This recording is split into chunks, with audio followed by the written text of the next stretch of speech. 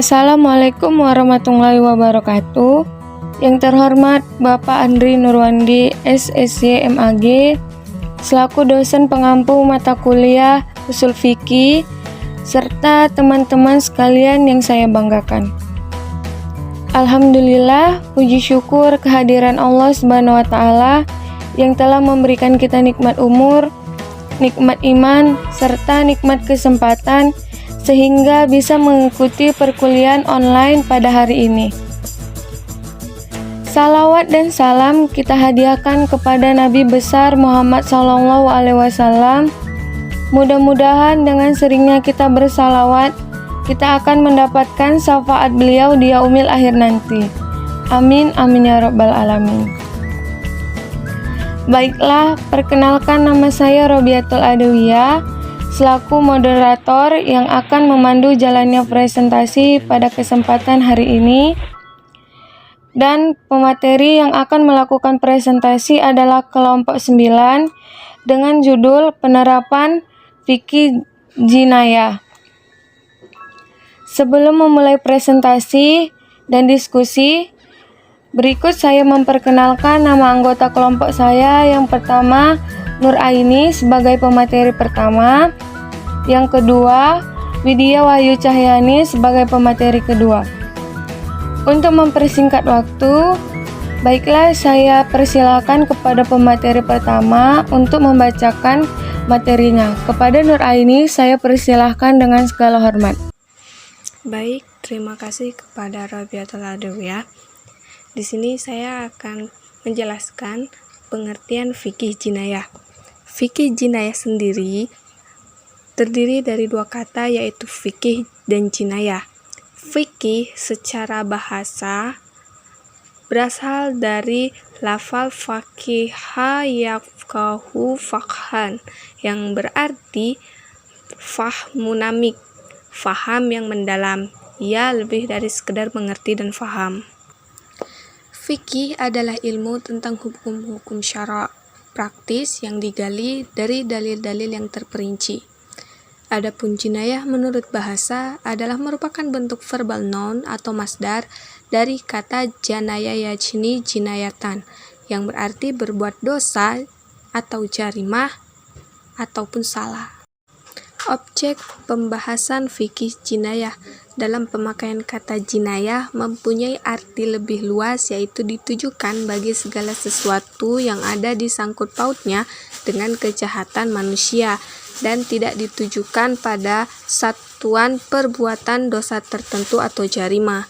Oleh karena itu, pembahasan fikih yang memuat masalah-masalah kejahatan, pelanggaran yang dikerjakan manusia, dan hukuman yang diancamkan kepada pelaku perbuatan disebut fikih jinayah, bukan fikih jarimah.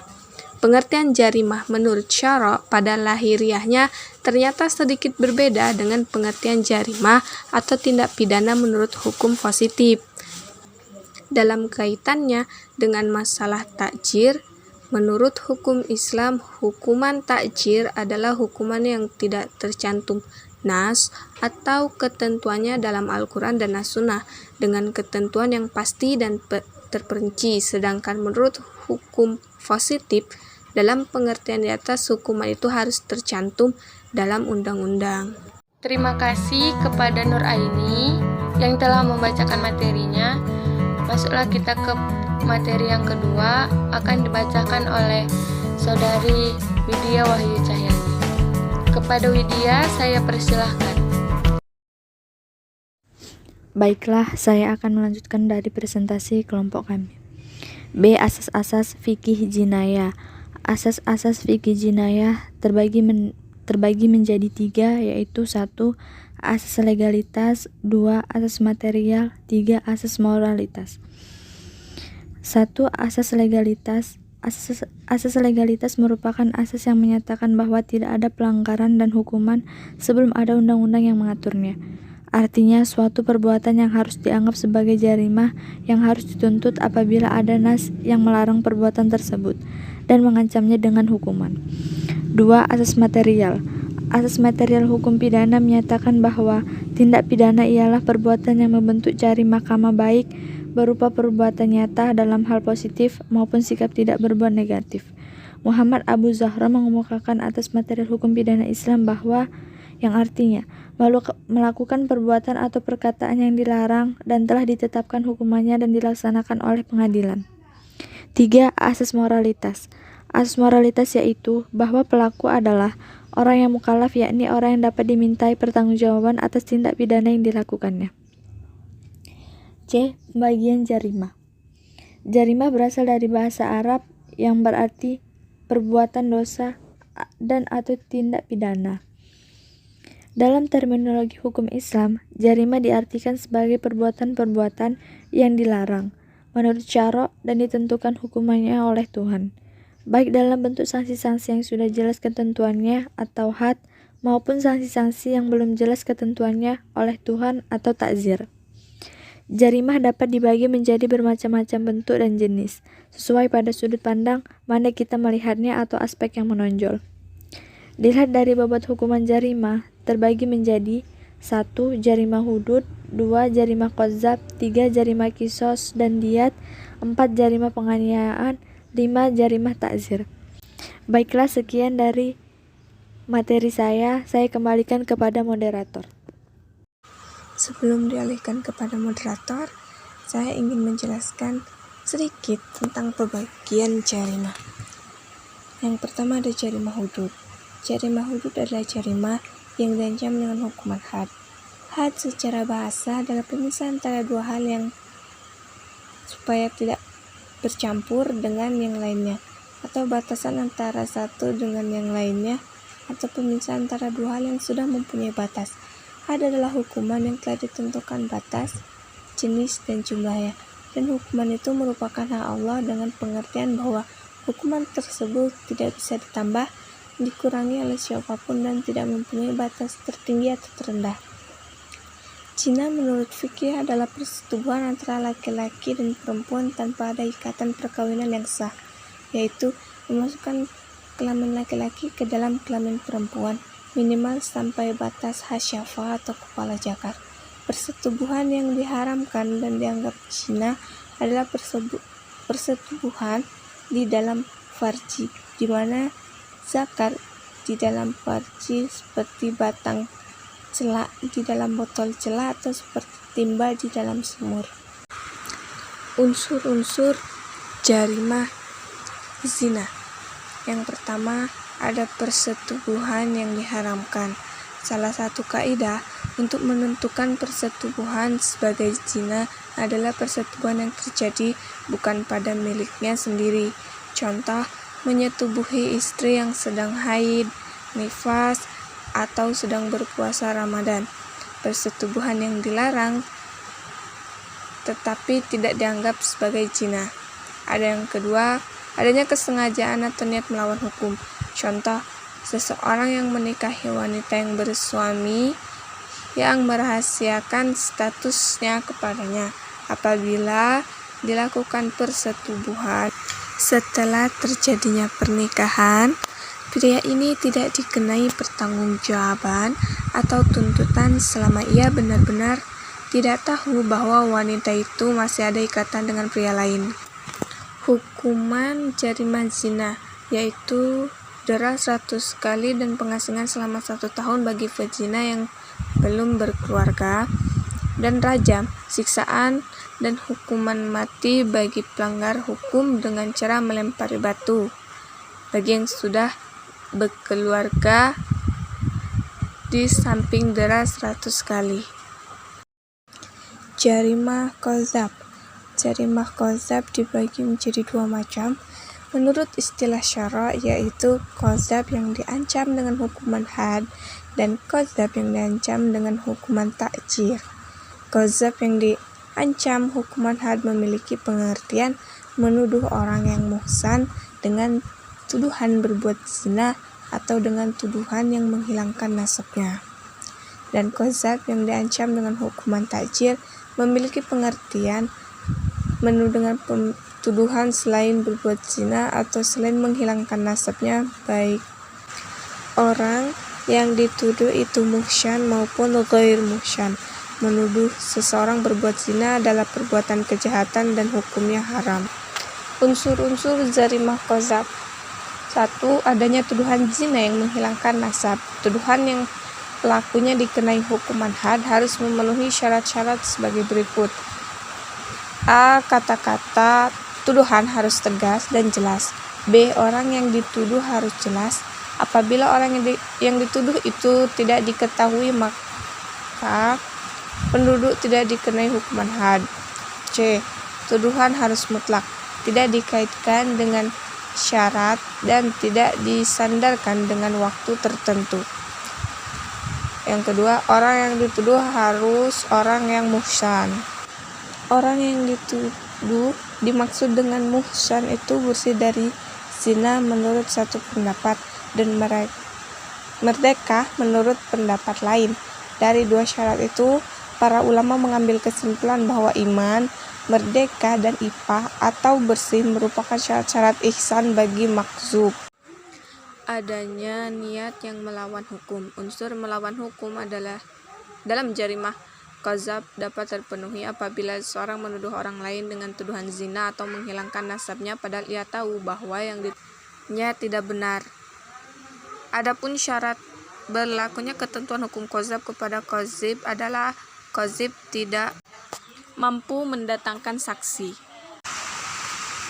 Jarimah qisas dan diyat adalah jarimah yang diancam dengan hukuman qisas dan diyat atau ganti rugi dari si pelaku kepada si korban atau walinya. Baik qisas maupun diyat, keduanya adalah hukuman yang sudah ditentukan secara baik dan merupakan hak individu. Dalam arti istilah pembunuhan didefinisikan oleh Al-Khatib Al-Syarbini dalam kitab Mughni Al-Muhtaj. Pembunuhan adalah tindakan yang menghilangkan nyawa atau mencabut nyawa seseorang. Pembunuhan adalah perbuatan yang diharamkan dalam Al-Quran. Hal ini tertulis dalam firman Allah Quran Surat Al-An'am ayat 151. Jarimah penganiayaan. Penganiayaan dalam hukum pidana Islam dikenal dengan istilah jinayah, a'lama, duna al-nafs atau tindak pidana atas selain jiwa. Menurut Abdul Qadir, audah jinayah, a'lama duna adalah setiap perbuatan menyakiti orang lain yang mengenai badannya tetapi tidak sampai menghilangkan nyawanya, dan sejalan dengan definisi yang dikemukakan oleh Wahbah Zuhaili bahwa tindak pidana penganiayaan adalah setiap tindakan melawan hukum atas badan manusia, baik berupa pemotongan anggota badan, pelukaan maupun pemukulan, sedangkan jiwa atau nyawa dan hidupnya masih tetap tidak terganggu. Adapun beberapa unsur dalam jarimah penganiayaan yang kena kan ancaman hukuman qisas yaitu 1. Adanya pelaku tindak pidana penganiayaan. 2. Adanya pengesengajaan adanya perbuatan. Ketiga, adanya akibat perbuatan atau yang dituju, rasa sakit pada tubuh dan luka pada tubuh. Keempat, akibat yang menjadi tujuan yang satunya. Kelima, adanya perencanaan pengandaian sehingga mengakibatkan luka berat. Hukuman diyat merupakan hukuman pengganti untuk hukuman qisas apabila hukuman qisas terhalang karena suatu sebab atau gugur karena sebab-sebab. Jarimah ta'zir. Jarimah ta'zir secara bahasa adalah memberi pengajaran atau al-ta'dib. Sedangkan jarimah ta'zir menurut hukum pidana Islam adalah tindakan yang berupa edukatif atau pengajaran terhadap pelaku perbuatan dosa yang tidak ada sanksi, had dan kifaratnya. Atau kata lain, ta'zir adalah hukuman yang bersifat edukatif dan hukumannya ditentukan oleh hakim atau pelaku tindak pidana atau pelaku perbuatan maksiat yang hukumannya belum ditentukan oleh syariat. Dengan demikian, ciri khas dari jarimah ta'zir adalah hukumannya tidak tertentu dan tidak terbatas. Artinya hukuman tersebut belum ditentukan oleh syara'. Kedua, penentuan hukum tersebut adalah oleh hakim. Mengenai macam-macam hukuman yang ada pada jarimah ta'zir adalah mulai dari memberi nasihat atau peringatan, hukuman cambuk, penjara, dan lain-lain. bahkan sampai hukuman mati. Jika jarima yang dilakukan benar-benar sangat membahayakan, baik yang dirasakan oleh dirinya maupun masyarakat. Oleh karena itu, hakim boleh memilih hukuman tersebut tentunya disesuaikan dengan jenis perbuatan atau tindak pidana yang dilakukan, baik mengenai kriteria pelakunya maupun faktor-faktor penyebabnya. Aturan hukum pidana Islam yang paling fleksibel terdapat pada jarima takzir. Pada kategori jarima ini, baik kriminalisasi suatu perbuatan maupun hukumannya diserahkan kepada hakim. Jadi, takzir merupakan hukuman bagi perbuatan pidana atau jarima yang tidak ada ketetapannya nas tentang hukumannya. Alhamdulillah, terima kasih kepada pemateri yang telah membacakan materinya.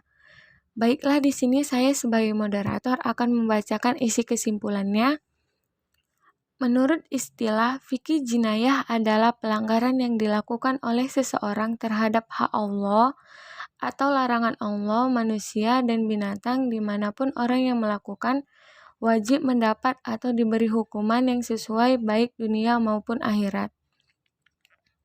Dalam rumusan lain disebut bahwa jinayah yaitu perbuatan dosa besar atau kejahatan seperti membunuh, melukai seseorang, atau membuat cacat anggota badan seseorang. Dalam pemakaian kata jinayah mempunyai arti lebih luas, yaitu ditujukan bagi segala sesuatu yang ada disangkut pautnya dengan kejahatan manusia dan tidak ditujukan pada satuan perbuatan dosa tertentu atau jarimah. Pengertian jarimah menurut syara pada lahiriahnya ternyata sedikit berbeda dengan pengertian jarimah atau tindak pidana menurut hukum positif dalam kaitannya dengan masalah takzir. Menurut hukum Islam, hukuman takzir adalah hukuman yang tidak tercantum atau nas atau ketentuannya dalam Al-Quran dan As-Sunnah dengan ketentuan yang pasti dan terperinci. Sedangkan menurut hukum positif dalam pengertian di atas, hukuman itu harus tercantum dalam undang-undang. Terima kasih. Telah selesai pembacaan kesimpulan, selesai pula lah presentasi kami hari ini. Jika ada kesalahan, kami meminta maaf kepada Allah, kami memohon ampun. Terima kasih atas perhatiannya. Wabillahi taufiq wal hidayah. Wassalamualaikum warahmatullahi wabarakatuh.